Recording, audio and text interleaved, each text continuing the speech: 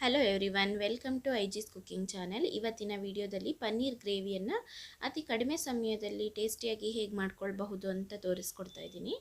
ನೋಡಿ, ಈ ಒಂದು ಪನ್ನೀರ್ ಗ್ರೇವಿ ರೊಟ್ಟಿ ಜೊತೆ, ಚಪಾತಿ ಜೊತೆ, ಹಾಗೆ ಪರೋಟ, ರೈಸ್, ದೋಸೆ ಎಲ್ಲದ್ರ ಜೊತೆಗೂ ಸಹ ನಾವು ಈ ರೀತಿ ಮಾಡಿಕೊಂಡ್ರೆ ತಿನ್ಬೋದು. ತುಂಬಾ ಚೆನ್ನಾಗಿರುತ್ತೆ.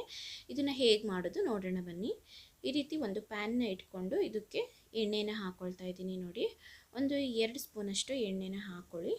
ನಂತರ ಇದರಲ್ಲಿ ನಾವು ಈಗ ನಾನೇನು ತೋರಿಸ್ತಿದ್ದೀನಿ ಆ ಪದಾರ್ಥಗಳನ್ನೆಲ್ಲ ನಾವು ಫ್ರೈ ಮಾಡಬೇಕಾಗತ್ತೆ.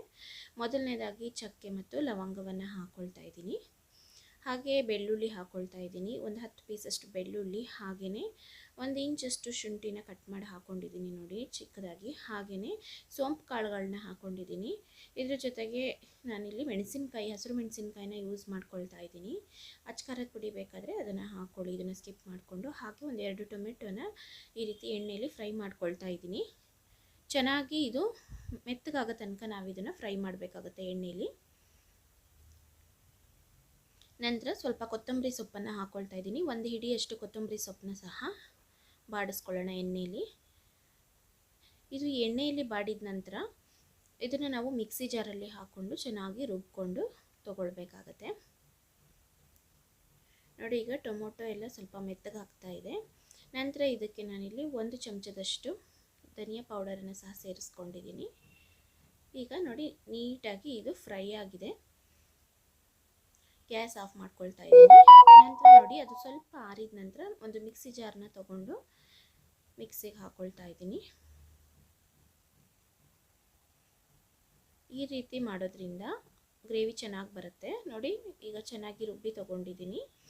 ನಂತರ ಅದೇ ಪ್ಯಾನ್ಗೆ ನೋಡಿ 1 ಸ್ಪೂನಷ್ಟು ಎಣ್ಣೆನ ಹಾಕ್ಕೊಂಡು ಪನ್ನೀರ್ನ ಈ ರೀತಿ ಕಟ್ ಮಾಡಿ ಹಾಕ್ಕೊಳ್ತಾ ಇದ್ದೀನಿ.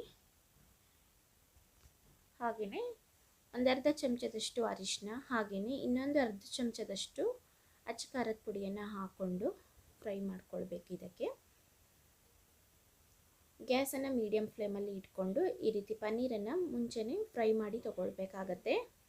ಈ ರೀತಿ ಮಾಡೋದ್ರಿಂದ ಪನ್ನೀರ್ ಟೇಸ್ಟು ತುಂಬ ಚೆನ್ನಾಗಿರುತ್ತೆ, ಎಲ್ಲೂ ಸಪ್ಪೆ ಅಂತ ಅನಿಸೋದಿಲ್ಲ. ಹಾಗೆ ಸ್ವಲ್ಪ ಉಪ್ಪನ್ನ ಸಹ ಆ್ಯಡ್ ಮಾಡ್ಕೊಳ್ತಾ ಇದ್ದೀನಿ. ಇದನ್ನೊಂದು 5 ನಿಮಿಷಗಳ ಕಾಲ ಈ ರೀತಿ ಫ್ರೈ ಮಾಡ್ಕೊಳ್ಳಿ. ನೋಡಿ, ಇದೀಗ ರೆಡಿ ಇದೆ. ಹಾಗೆಯೇ ಅದೇ ಪ್ಯಾನಿಗೆ ನೋಡಿ ಮತ್ತೊಂದು 2 ಚಮಚದಷ್ಟು ಎಣ್ಣೆ ಹಾಕ್ಕೊಳ್ತಾ ಇದ್ದೀನಿ.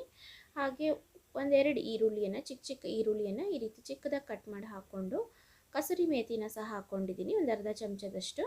ನಂತರ ಚೆನ್ನಾಗಿ ಈರುಳ್ಳಿನ ನೋಡಿ ಈ ರೀತಿ 1/2% ಎಣ್ಣೆಯಲ್ಲಿ ಹುರ್ಕೊಳ್ಬೇಕು.